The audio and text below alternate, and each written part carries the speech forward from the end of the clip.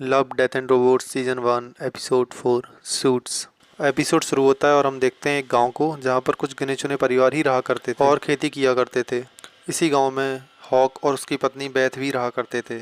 एक रात जब वे दोनों आपस में बातचीत कर रहे होते हैं तभी उनके घर में लगे किसी तरह के हाईटेक कंप्यूटर जो कि उनके गांव के बॉर्डर की निगरानी किया करते थे उससे अलार्म की आवाज आने लगती है। अलार्म बजते ही हॉक एक रोबोट सूट में बैठकर बॉर्डर पर लगे हुए फेंस को चेक करने के लिए जाता है और उसकी वाइफ बेथ बॉर्डर पर हुए नुकसान को कंप्यूटर पर देख रही होती है। जब हॉक बॉर्डर पर पहुंचता है तो वो देखता है कि डीवीज नाम के बहुत सारे एलियन या क्रिएचर जो कि उनकी बॉर्डर पर लगी सील्ड को छेद करके उसके अंदर आ रहे होते हैं। लेकिन हॉक बड़ी हिम्मत से उन डीवीज एलियन से लड़ता है और उनको हराकर अपनी गायों को अपने साथ लेकर अपने घर की तरफ जब आ ही रहा होता है तभी वह देखता है कि बॉर्डर पर बनी सील्ड में बहुत सारे छेद हो गए हैं जिसकी वजह से डीवीस की पूरी फौज उनके गांव के अंदर आ रही होती है। और अब बेथ हॉक की मदद करने के लिए अपने पड़ोसी जैक की वाइफ हेलन और मेल को कॉल करती है। अब हम देखते हैं कि हॉक, जैक और मेल तीनों मिलकर डीवीस को रोकने की कोशिश कर रहे होते हैं और दूसरी तरफ हम देखते हैं कि गांव के सभी लोगों को अंडरग्राउंड बंकर में भेजने की पूरी तैयारी की जा रही होती है।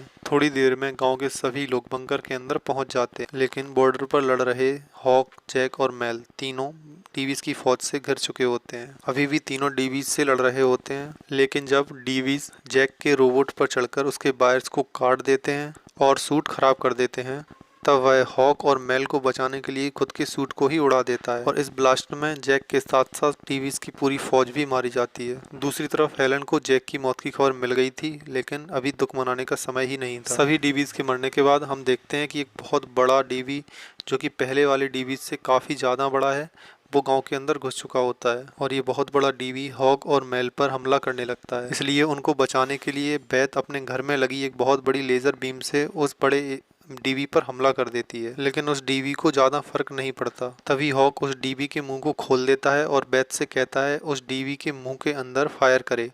तभी बेथ उस डीवी के मुंह के अंदर फायर करती है जिससे कि वो क्रिएचर मर जाता है।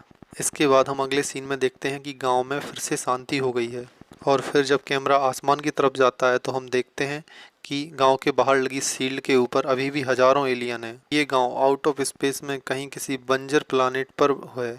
इसके साथ साथ इस प्लानेट पर और भी कई ऐसे गांव हैं जहां पर लोग इसी तरह से रहते हैं और खेती करते हैं। और इसी के साथ ये एपिसोड खत्म हो जाता है।